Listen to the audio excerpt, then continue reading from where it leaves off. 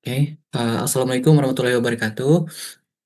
Jadi kami di sini akan mempresentasikan hasil analisis dan perancangan perangkat lunak dengan judul Kampus NAV, yaitu aplikasi sistem navigasi ruangan berbasis lokasi di lingkungan Telkom University. Oke, eh, presentasi ini kami susun sebagai bentuk implementasi dari konsep analisis dan perancangan perangkat lunak yang telah kami pelajari.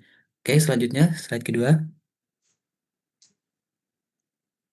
Baik, di sini ada anggota kelompok. Yang pertama itu adalah saya, itu Raditya Kematorik dengan NIM 1030 1243 0039. Dan teman saya, Saya Muhammad Nafis Safaras DA dengan NIM 1030 1243 0046. Dengan saya yaitu Diwan Rizanjara Diva dengan NIM 1030 124 000315. oke, selanjutnya. Oke, jadi kita masuk ke latar belakang ya. Nah, pertama itu Telkom University itu merupakan salah satu perguruan tinggi dengan area kampus yang sangat luas, serta memiliki banyak gedung yang bertingkat dengan fungsi yang beragam. Nah, dalam kondisi tersebut, seringkali mahasiswa baru, tamu kampus, bahkan sivitas akademika mengalami kesulitan dalam menemukan kelas, laboratorium, dan maupun fasilitas umum. Permasalahan ini diperparah dengan penomoran ruang yang tidak selalu mudah dipahami serta keterbatasan peta statis yang kurang interaktif. Nah, oleh karena itu dibutuhkan sebuah sistem navigasi digital yang mampu memberikan panduan lokasi secara akurat, real time, dan mudah digunakan. Oke, selanjutnya tujuan pengembangan. Tujuan utama pengembangan kampus NAV adalah mempermudah pencapaian ruangan dan fasilitas kampus, nah, menyediakan navigasi real-time baik indoor maupun outdoor, serta meningkatkan efisiensi mobilitas sivitas akademika. Selain itu, sistem ini juga dirancang agar dapat terintegrasi dengan sistem akademik kampus sehingga informasinya selalu relevan dan mutakhir. Oke, selanjutnya, deskripsi umum sistem. Nah, Kampus NAV merupakan aplikasi navigasi ruangan berbasis lokasi yang membantu Sivitas Akademika Telkom University menemukan ruang kelas, laboratorium, dan fasilitas kampus secara cepat dan akurat melalui peta digital interaktif. Selanjutnya, ruang lingkup sistem. Ruang lingkup kampus NAV mencakup aplikasi mobile untuk pengguna umum, dashboard berbasis web untuk administrator, navigasi dalam dan luar gedung, serta cakupan wilayah yang hanya terbatas pada area resmi Telkom University. Oke, slide selanjutnya. Baik, profil pengguna, di mana pengguna kampus NAV ini terbagi menjadi dua. Yang pertama itu sivitas akademika, di mana ada mahasiswa, dosen, dan staf akademik. Dan terus kedua adalah administrator, yaitu admin BSLA yang mengelola data ruangan dan peta, memvalidasi laporan kesalahan, dan memonitoring penggunaan aplikasi. Selanjutnya,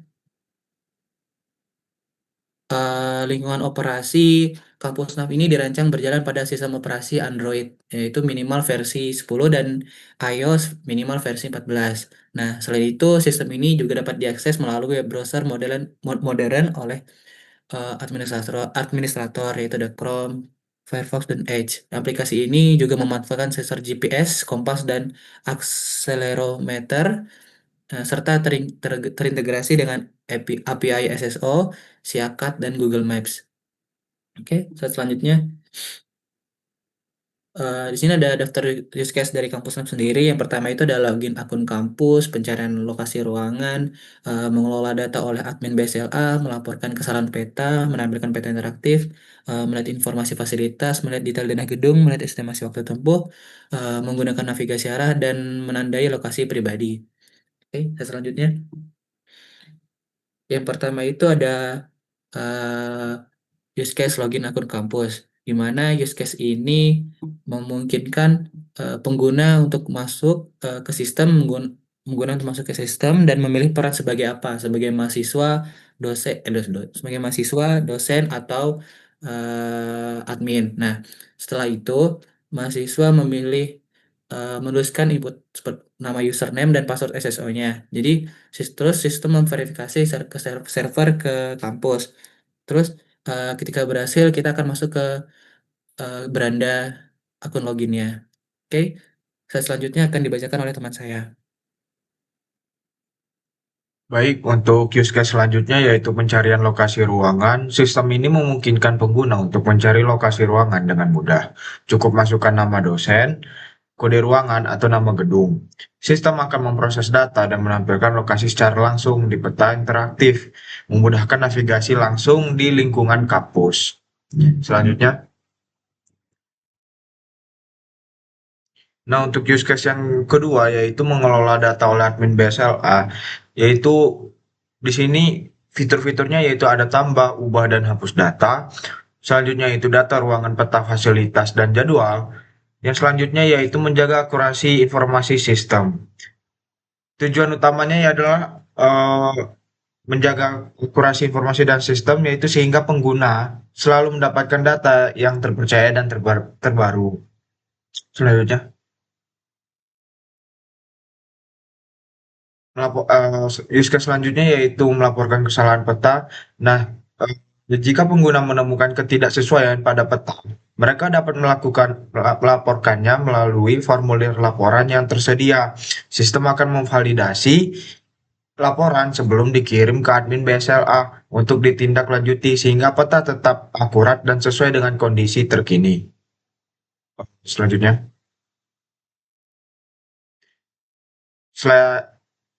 use case selanjutnya yaitu menampilkan peta interaktif. Saat pengguna membuka aplikasi, sistem secara otomatis membuat peta kampus, peta interaktif yang lengkap dan ditampilkan, memudahkan pengguna untuk menjelajahi area kampus dengan fitur zoom, geser, dan klik untuk informasi detail.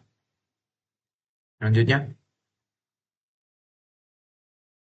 use case selanjutnya yaitu melihat informasi fasilitas. Pengguna dapat mengakses informasi fasilitas melalui menu khusus. Sistem akan menampilkan daftar fasilitas yang tersedia, lokasinya di peta, serta detail informasi seperti deskripsi dan kondisi fasilitas tersebut. Selanjutnya, use case selanjutnya yaitu melihat detail denah gedung. Fitur ini memungkinkan pengguna untuk melihat denah gedung secara detail.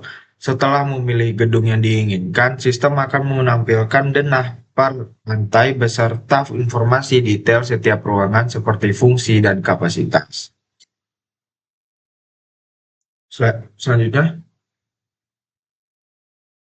selanjutnya yaitu melihat estimasi waktu tempuh untuk membantu perencanaan perjalanan di kampus. Sistem dapat menampilkan estimasi waktu tempuh.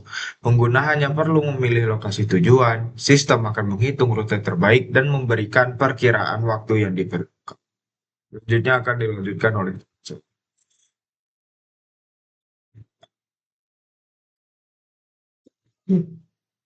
Selanjutnya adalah menggunakan navigasi arah. Pengguna menekan mulai navigasi dan sistem menampilkan rute sampai ke tujuan. Panduan arah diberikan sampai tujuan. Jika pengguna keluar dari rute navigasi yang sudah diarahkan, maka sistem akan langsung membuat rute navigasi terbaru yang bisa mengarahkan sampai ke tujuan. Selanjutnya adalah menandai lokasi pribadi.